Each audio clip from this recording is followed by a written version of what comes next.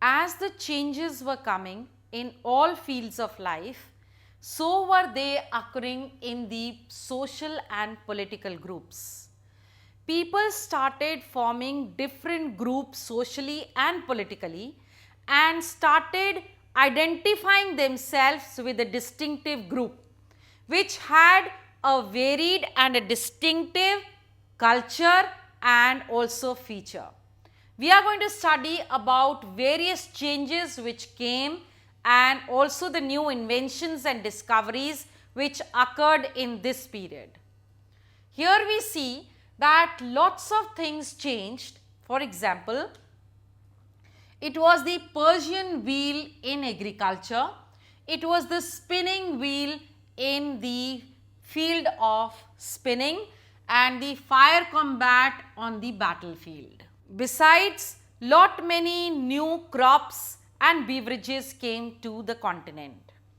That is, potatoes, corns, chilies, tea and coffee were the new things which entered the Indian subcontinent. So, these were the new changes which occurred, but now we are going to see the changes which occurred in political, social, economic and religious field. As I said, this was a period of transition. This was a period when transformation was going on, when changes were occurring every now and then in almost all the fields and corners of life. At this point of time, the changes also occurred because of the mobility which was occurring. That is to say, lots of people started coming to the continent because it boasted of immense wealth and they all dreamt of carving a fortune here.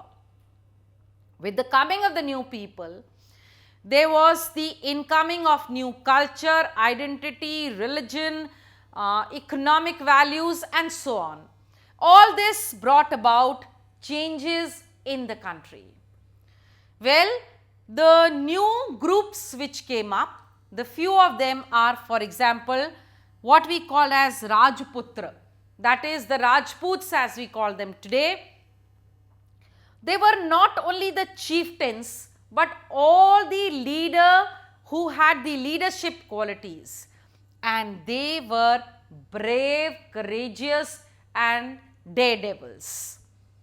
Well, the other groups which emerged at this time politically were the Marathas, the Sikh, the Jats and the Ahoms. Another change which occurred in this period was that there was a lot of clearing of the forest at this time. Clearing of forests meant that the forest dwellers had to move, migrate to other places, and they also had to pick up different occupations. So, the habitat changed. These forest dwellers, once out of the forest, started picking up varied occupations and some of them started tilling land.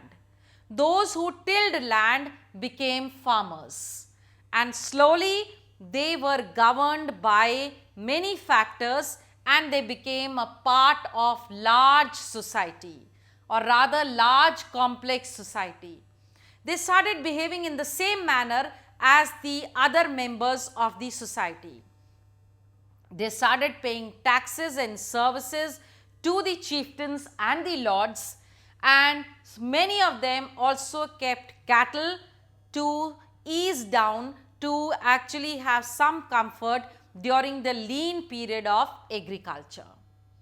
Now, all these changes which were occurring, this led to the formation of jatis and subjatis. That is to say, those who were farmers belonged to a particular jati. Those who did religious works belonged to a different jati. And further to add on, there used to be subjatis.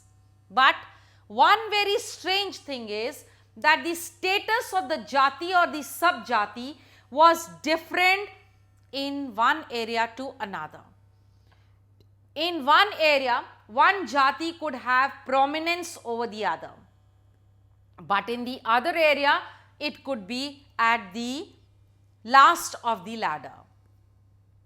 Well, now these jatis and the subjatis which were there, they had to be managed, and for managing them the rules were made, and these rules which were made, they were supervised, coordinated by the Jati Panchayat. But the Jati Panchayat had to obey to the village laws, and the villages were governed by the chieftains.